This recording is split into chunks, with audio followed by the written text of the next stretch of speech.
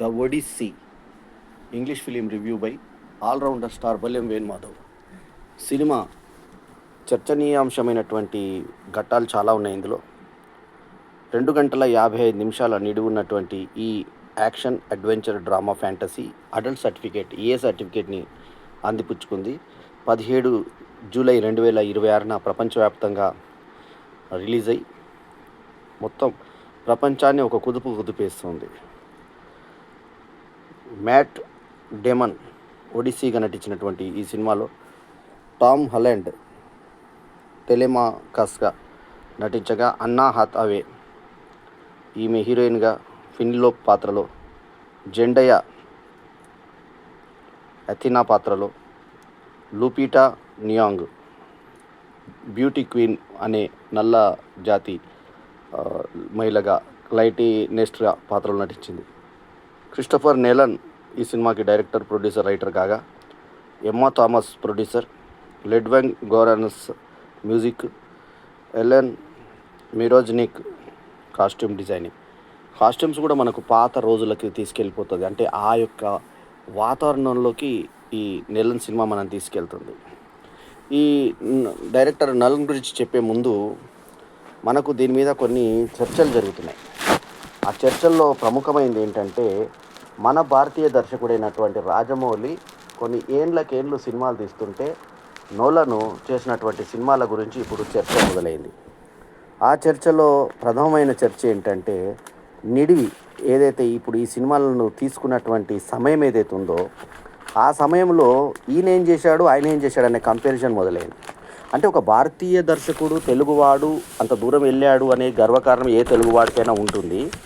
కానీ ఇక్కడ గొప్ప విషయం ఏంటంటే, ఇతరు నోలను ఈ సినిమాని కేవలం 91 రోజుల్లో 6 దేశాల్లో ఐమాక్స్ కెమెరాతో, పూర్తి ఐమాక్స్ కెమెరాతో షూటింగ్ చేయడం ది ఒడిస్సీ సంచలనమైంది. ఇప్పుడు ఆయన 15 ఏళ్లలో ఈ నోలన్ ఏం చేశాడయ్యా సినిమాలంటే, ద డార్క్ నైట్ రైడర్ 2012లో, ఇంటర్స్టెల్లర్ 2014లో, తర్వాత డ్రంకన్జ్ 2017లో, టెనెంట్ 2020లో, ద ఓపెన్ హ్యామర్ 2023లో, ద ఒడిస్సీ ఇప్పుడు వచ్చిన 2026.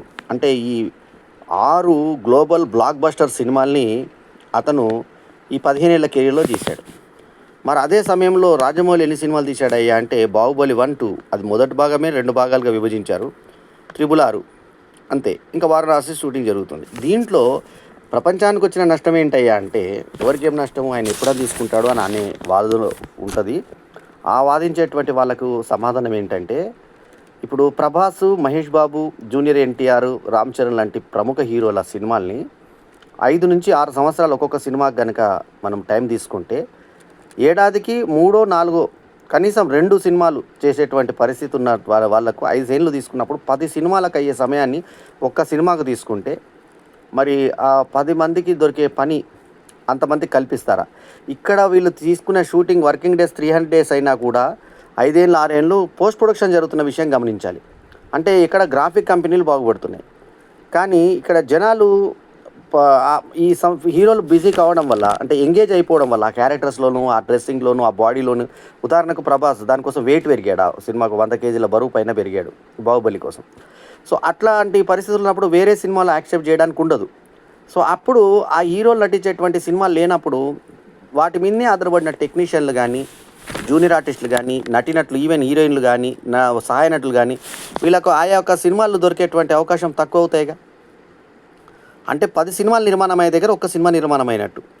ప్లస్ వీళ్ళు పొడి చేసిన కావ్యాలకి మళ్ళీ ధరలు పెంచేసి, ఆ ధరల ప్రభావం వేరే వాళ్ళ మీద పడి, ఆ ధరలన్నీ కూడా మన సామాన్యునికి నడ్డి విరిచేటువంటి పరిస్థితి కల్పించేలా చేసింది రాజమౌళి లాంటి దర్శకులు కాదంటారా?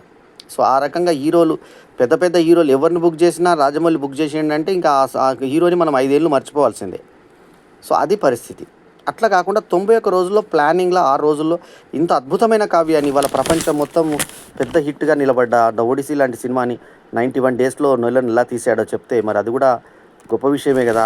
అలా తీసుకునేటువంటి క్రమశిక్షణని మనం అలవర్చుకుంటే బాగుంటుంది కదా అనేది చెప్పాలనుకున్నాను. ఇంగ్లీష్ సినిమాలంటే చాలామందికి యాక్షన్స్, సైన్స్ ఫిక్షను అవతార్ లాంటి కొత్త ప్రపంచాలు గుర్తుకొస్తాయి. అయితే కొత్త ఒరవడిని సృష్టించడంలో హాలీవుడ్ ఎప్పుడూ ముందుంటుంది. అలాంటి ఒక ప్రయోగమే ఒడిస్సీ. గ్రీకు పురాణ గ్రంథమైన ఒడిస్సీని ప్రముఖ హాలీవుడ్ దర్శకుడు క్రిస్టోఫర్ నోలన్ తనదైన రీతిలో తెరకెక్కించాడు. శుక్రవారం విడుదలైనటువంటి ఈ సినిమా ప్రపంచవ్యాప్తంగా సంచలనం సృష్టిస్తోంది. ఒక మానవుడు మానవునిగా మారి చరిత్ర గతిని మార్చడమే ఈ ఒడిస్సీ కథాంశం. మనుషుల్లో దేవుణ్ణి చూడాలనుకోకు, నిరాశ చెందుతావు లాంటి డైలాగులు ప్రేక్షకుల మనసులో నేరుగా చేరుతున్నాయి. అందరూ ఇంతగా మాట్లాడుకుంటే ఈ ఒడిస్సీ కథ ఏంటి, అసలు దీనికి మన రామాయణానికి మధ్య ఉన్నటువంటి సారూప్యాలు ఏంటి అనే విషయాల్ని మనం తెలుసుకుందాం. వెండి తెరపై గ్రీకు కావ్యం ఒడిస్సీ. పాశ్చాత్య సాహిత్యంలో మొట్టమొదటి మహత్తర గ్రంథాలుగా గ్రీకు పురాణాలైనటువంటి ఇలియడ్, ఒడిస్సీలను చరిత్రకారులు పేర్కొంటుంటారు. క్రీస్తుపూర్వం 1200 నుంచి 1300 మధ్యలో జరిగినటువంటి చారిత్రక గాథల సమాహారంగా నిలిచిన ఈ అమర కావ్యాలను హోమర్ అనే గ్రీకు మహాకవి పద్య రూపంలో అద్భుతంగా రచించారు. ఇందులో కూడా అంధుని పాత్ర ఉంది. ఒడిస్సీ సినిమాలో కూడా ఒక అంధుని పాత్ర ఉంది. అతను ఫైట్ చేస్తున్న యువరాజును ఈ రకంగా ఫాస్ట్గా చేస్తున్నావు, స్లోగా చేస్తున్నావు, నీ కళ్ళు కనబడవుగా అంటే నేను గుర్తుపడతాను సౌండ్ బట్టి అంటాడు. సో అట్లా నాటి కాలంలో లిపే లేకపోవడం వల్ల ఇవన్నీ జానపద గేయాల రూపంలో ఒక తరం నుంచి మరొక తరానికి అందుతూ వచ్చి కాలక్రమేణా గ్రంథస్థమయ్యాయి. ట్రాయ్ యుద్ధం, ఇలియాడ్ కథ. స్పార్టన్ యువరాజు మెనేలాస్ను ప్రపంచ సుందరి హెలెన్ పెళ్లాడి స్పార్టా రాజ్యంలో ఉంటుంది. అయితే ఆమెను ట్రాయ్ యువరాజు ప్యారిస్ మోహించి ఆమె ఇష్టంతోనే తన దేశానికి తీసుకెళ్లడంతో ఇలియడ్ కథ ప్రారంభమవుతుంది. దీన్ని అవమానంగా భావించినటువంటి గ్రీకు సైన్యం 10,000 పడవలతో ప్రస్తుతం టర్కీలో ఉన్నటువంటి ట్రాయ్ నగరంపై దండెత్తుతుంది. 10 ఏళ్ల పాటు యుద్ధం చేసిన ట్రాయ్ లొంగకపోవడంతో ఇక ఇథాకా రాజు ఒడిసియన్ ఒక అద్భుతమైన వ్యూహం రచిస్తాడు. గ్రీకులు ఓడిపోయి వెనుదిరిగారనే భ్రమ కల్పిస్తూ వారి కోట ద్వారం వద్ద ఒక భారీ కొయ్య గుర్రాన్ని ట్రోజన్ హార్స్ను వదిలి వెళ్తారు. ట్రాయ్ నగర వాసులు దాన్ని విజయోత్సవ చిహ్నంగా భావించి కోట లోపలికి తీసుకెళ్తారు. ఆ రాత్రి నగరమంతా నిద్రమత్తులో ఉన్నప్పుడు ఆ గుర్రం కడుపులో దాక్కున్న ఒడిసియస్ అతని సైనికులు బయటకు వచ్చి కోట తలుపులు తెరుస్తారు. దీంతో ఒక్కసారిగా చొరబడినటువంటి గ్రీకు సైన్యం ట్రాయ్ నగరాన్ని సర్వనాశనం చేస్తుంది. ప్యారిస్ను హతమార్చి హేలెన్ను వెనక్కు తీసుకురావడంతో ఇలియడ్ ముగుస్తుంది. ఒడిసియస్ క్లిష్ట ప్రయాణమే ఒడిస్సీ. ట్రాయ్ యుద్ధం ముగిశాక ఒడిసియన్ తిరిగి తన దేశానికి చేరుకోవడానికి చేసిన 10 ఏళ్ల సంక్షిప్త ప్రయాణమే ఒడిస్సీ. ఈ కారణంగానే జీవితంలో ఎదురయ్యేటువంటి ఏవైనా సుదీర్ఘమైనటువంటి ప్రయాణాన్ని ఒడిస్సీ అని పిలవడం వాడుకలోకి వచ్చింది. తిరుగు ప్రయాణంలో ఒడిసియస్ ఒక ద్వీపంలో ఒంటికన్ను రాక్షసుడిని హతమారుస్తాడు. ఇది కూడా సినిమాలో ఉంది మనకి. ఇది గ్రహించిన ఆ రాక్షసుడి తండ్రి సముద్ర దేవుడు పొసైడియన్ ఆగ్రహంతో ఊగిపోతాడు. ఒడిసియస్ మాతృభూమికి చేరకుండా భీకర తుఫాన్లతో 10 ఏళ్ల పాటు సముద్రంపైనే అల్లాడేలా శపిస్తాడు. ఇది కూడా సినిమాలో చూపించారు మనకి. ఈ ప్రయాణంలో కాలిప్సో అనే మంత్రగత్తె 7 ఏళ్ల పాటు ఒడిసియస్ను బంధిస్తుంది. ఆ తర్వాత గ్రీకు దేవత ఏదైనా అనుగ్రహంతో ఒడిసియస్ ఏడిక రాజ్యానికి చేరుకుంటారు. నేడు మనం కంప్యూటర్ రంగంలో వాడుతున్నటువంటి ట్రోజన్ వైరస్, తర్వాత ఎజాక్స్, అలాగే నిత్య జీవితంలో వాడే మెంటర్ మార్గదర్శి, తర్వాత ఎడిలియస్ హీల్ అంటే బలహీనత లాంటి పదాలన్నీ ఈ గ్రీకు ఇతిహాసాల నుంచి ఉద్భవించినవే. సో ఇథికాలో స్వయంవరం. ఇలా 20 ఏళ్ల తర్వాత అంటే 10 ఏళ్ల యుద్ధం, 10 ఏళ్ల ప్రయాణం ఒడిసియస్ యాచకుడి వేషంలో ఇథికాకు వస్తాడు. అప్పటికే అతడి భార్య పెని వివాహం చేసుకోవడానికి 108 మంది రాజులు ఆమె కోటలను మకాం వేసి ఉంటారు. కానీ పీడ వదిలించుకోవడానికి పెనిలోని స్వయంవరం ప్రకటిస్తుంది. గతంలో ఒడిసియస్ మాత్రమే ఎక్కుపెట్టగలిగిన భారీ విల్లుని వంచి ఒకే బాణంతో వరుసగా ఉన్న 12 గొడ్డళ్ళ కన్నాల గుండా సంధించిన వాడిని వరిస్తానని చెబుతుంది. రాజులంతా విఫలమవగా యాచకుడి వేషంలో ఉన్న ఒడిసియస్ ఆ విల్లును వంచి బాణాన్ని విజయవంతంగా సంధించి తన నిజ రూపాన్ని ప్రకటిస్తాడు. అయితే ఇక్కడ చెప్పడం బాగుంది, కానీ ఆ దృశ్యం చూపించే తీరు నిజంగా మనకు హ్యాట్స్ ఆఫ్ అనిపిస్తుంది. ఆ సీన్ని చూపించారు మనకు ఒరిజినల్గా అలా బాణం వేయడం. వెంటనే ఆ 108 మంది రాజులను వధించి భార్యను పుత్రుడిని చేరి తిరిగి రాజ్యాధికారాన్ని చేపడతాడు. ఒడిసీ చిత్ర కథాంశం కూడా ఇదే. ఇలాంటి అద్భుత కావ్యాన్ని క్రిస్టోఫర్ నోలన్ అతి తక్కువ గ్రాఫిక్స్తో రూపొందించడం ఒక విశేషమని చెప్పాలి. ఇప్పటిదాకా ఎవరు చూడనటువంటి సుందరమైన ప్రదేశాలు మనకు ఈ సినిమాలో కనిపిస్తాయి. సో చాలా గొప్పగా చేసినటువంటి ఈ సినిమాలు రామాయణంలో స్వారూప్యత కూడా ఉంది. రామాయణం, ఒడిసీ ఒక సాంస్కృతిక చెందినవి కావు, ఒక కాలానికి చెందినవి కావు. రెండు వేర్వేరు భౌగోళిక ప్రాంతాల్లో వేర్వేరు సంస్కృతి సంప్రదాయాల నేపథ్యంలో సంబంధించినటువంటి కథలు. కానీ ఈ రెండిటి మధ్య చాలా సారూప్యతలు మనకు కనిపిస్తాయి. సో సుదూర ప్రయాణం. ఇక్కడ ఇథికా రాజు ఒడిసియస్ 10 ఏళ్ల పాటు యుద్ధం చేస్తాడు. విజయం తర్వాత తిరిగి వచ్చే క్రమంలో అనేక సవాళ్లు ఎదుర్కొని తన సామ్రాజ్యాన్ని చేరుకుంటాడు. రాముడు వనవాసానికి వెళ్తాడు. ఆ సమయంలో సీత అపహరణకు గురవుతుంది.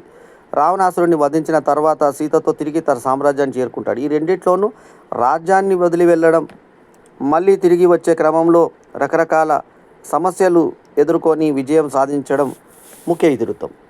సో అతీత శక్తులతో పోరాటం. ఒడిస్సీలో ఒక ప్రాంతంలో పాటలు పాడేటువంటి శక్తులు నావికులను ఆకర్షిస్తూ ఉంటాయి. వాటి వలలో పడిన వారి మార్గాన్ని మార్చేస్తాయి. రామాయణంలో బంగారు లేడి కూడా రాముడు సీతను దూరం చేసుకునేటువంటి విధంగా వెళ్ళిపోతుంది.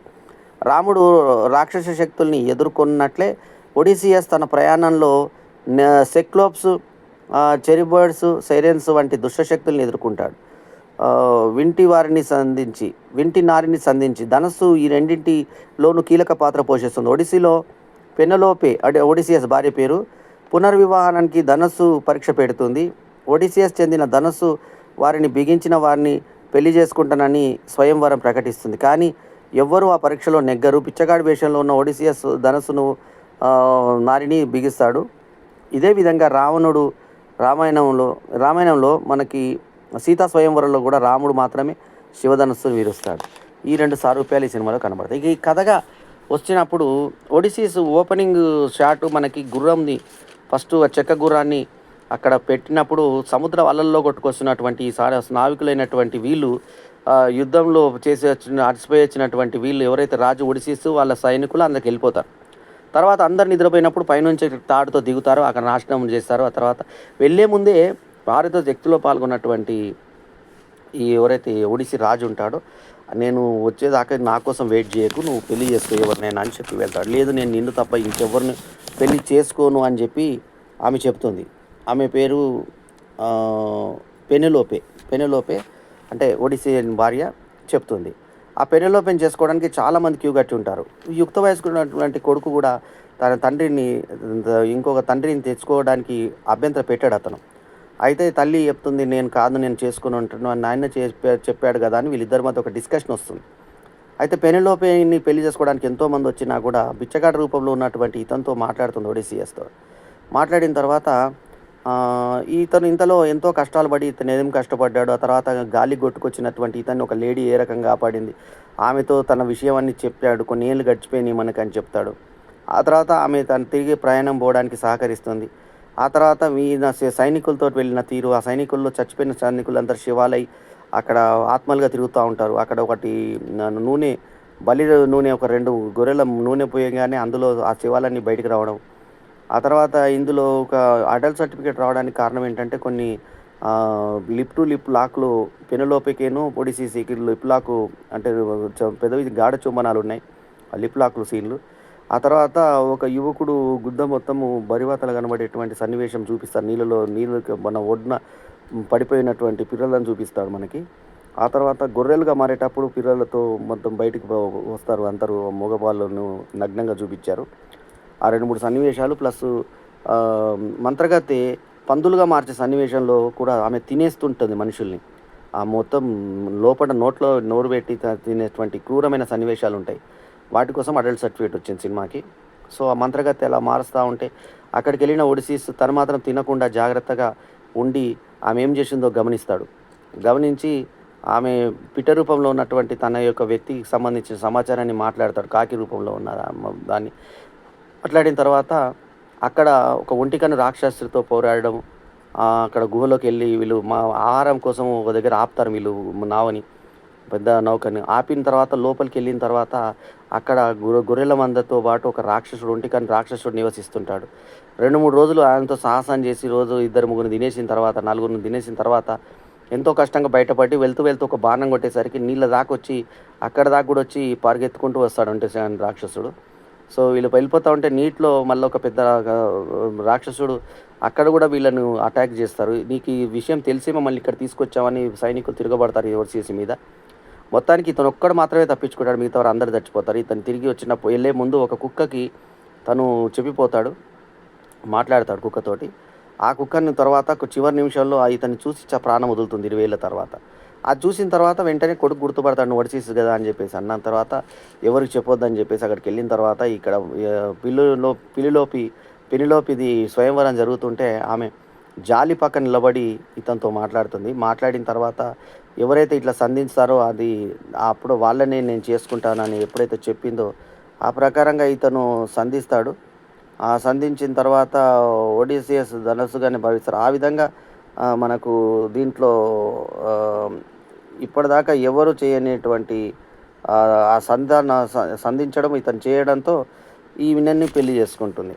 ఆ రకంగా వీళ్ళిద్దరు కలిసిపోతారు.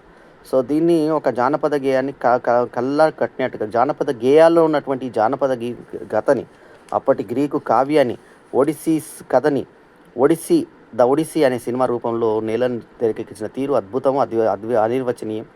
₹295 టికెట్తో, ఇంకా పైన టికెట్లు కొంచెం అధికంగా ఉన్నా కూడా మనకి అందుబాటు ధరలోనే పెట్టినట్టుగా అనిపిస్తుంది మనకి సినిమా.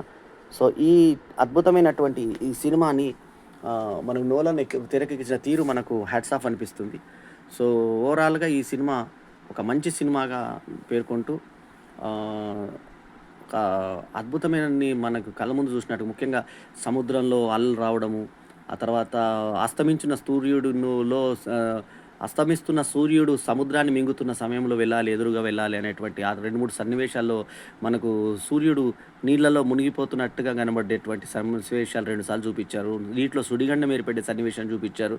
నీటిలో కొట్టుకుంటుంటే సౌండ్ ఎఫెక్ట్స్ ఎట్లా ఉన్నాయంటే నిజంగా సీట్లు అదిరిపోతున్నాయేమో అనేంత లోపల సౌండ్స్ ఇచ్చాడు మ్యూజిక్ డైరెక్టర్. సో రికార్డింగ్ చాలా బాగుంది. ఆకట్టుకునే విధంగా సాగిన నటన, ఆ హీరో కూడా నటన బాగా చేశాడు. పెనెలోపిగా చేసిన అమ్మాయి ఆ నటన కూడా అద్భుతంగా పండించింది నటనని. సో ఆమె హావభావాలు బాగున్నాయి. బక్కచిక్కి ఉన్నా కూడా ఆమె చక్కటి హావభావాలు చూపించింది ఒక రాణిలాగా. హీరో కూడా మంచి పర్ఫార్మెన్స్ ఇచ్చాడు. యువరాజుగా చేసిన అబ్బాయి కూడా చాలా బాగా చేశాడు. విలన్గా చేసిన అతను కూడా పర్ఫార్మెన్స్ బాగా చేశాడు. నటినట్లు అందరూ కూడా మేటి నటనను ప్రదర్శించారు. సో ఆ గుర్రంలోంచి దిగేటువంటి సన్నివేశాలు కూడా సహజంగా కనిపిస్తాయి మనకి. ఆ ప్రదేశాలు కూడా మనకి ఇప్పటిదాకా చూడని లొకేషన్స్ని నీటిగా సముద్ర గర్భాల్లో కానీ, లేకుంటే ఆ ఊర్లలో బయట చేసినటువంటి సన్నివేశాలు 6 దేశాల్లో షూటింగ్ జరిగింది. మొత్తం ఐమాక్స్ కెమెరాను ఉపయోగించడం జరిగింది ఈ సినిమాకి. సో ఇంత భారీ చిత్రం 91 రోజుల్లో తీశాడంటే, రాజమౌళి లాంటి దర్శకుల్ని ఆశ్చర్యపోయేలా చేశాడంటే ఇతను నిజంగా సామాన్యుడు కాదు. 6 గ్లోబల్ సినిమాల్ని అద్భుతమైన డైరెక్షన్తో ఆకట్టుకున్న నోలన్కి ఇప్పుడు ఒక అద్భుతమైనటువంటి విజయం ద ఒడిసీస్ రూపంలో దొరకడం అద్భుతము, అనిర్వచనీయం. అంటే నిజంగా కష్టపడ్డ వాడికి ప్రతిఫలం వస్తుందని చెప్పడం ఇది ఒక సందేశం ఈ సినిమాది. సో ఓవరాల్గా ఒక గ్రీకు కావ్యాన్ని చూసేటువంటి అవకాశం ప్రేక్షకులకు కల్పించినటువంటి ఈ ద ఒడిసీ సినిమాకి నేను ఇస్తున్నటువంటి rating 4/5 is my review rating. ఈ రివ్యూ కనుక మీకు నచ్చితే లైక్ చేయండి, కమెంట్ చేయండి, షేర్ చేయండి. మా ఛానల్కు తప్పకుండా సబ్స్క్రైబ్ చేయండి. ఎల్లప్పుడూ మీ ఆదరాభిమానాలను ఆశించే మీ ఆల్రౌండర్ స్టార్. ఇంకోటి ఏంటంటే ఈ సినిమా నిడివి కూడా దాదాపు 3 గంటలు నిడివి ఉన్నా కూడా ఇంగ్లీష్ సినిమాలు చాలా ఇంత నిడివి ఓపెన్ హామర్ కూడా ఎక్కువ ఉండేది. ఇది కూడా 3 గంటల దగ్గర చేసుకున్నటువంటి ఈ సినిమాకి ఒక మంచి స్పందన రావడం, ఎక్కడ బోర్ కొట్టకుండా ఉండడం కూడా ప్రత్యేకతగా భావిస్తూ, తక్కువ గ్రాఫిక్స్ వాడి ఎక్కువ కంటెంట్ ఉన్న సినిమాని, అది కూడా ఎక్కువ చీకట్లు, ఆ టైంలో కరెంట్ ఉండేది కాదు కాబట్టి చీకటి దీపాల మధ్యనే అదే ఒక గ్రేడింగ్తో చేసి ఆ పాత రోజులకు తీసుకెళ్ళిపోయినటువంటి నోలన్ ప్రతిభకు మాత్రం హ్యాట్స్ ఆఫ్. సో ఈ రివ్యూ నచ్చితే లైక్ చేయండి, షేర్ చేయండి. మా ఛానల్కు తప్పకుండా సబ్స్క్రైబ్ చేయండి. ఎల్లప్పుడూ మీ ఆదరాభిమానాలను ఆశించే మీ ఆల్రౌండర్ స్టార్ వల్లెం వేణుమాధవ్. నమస్తే, జై హింద్.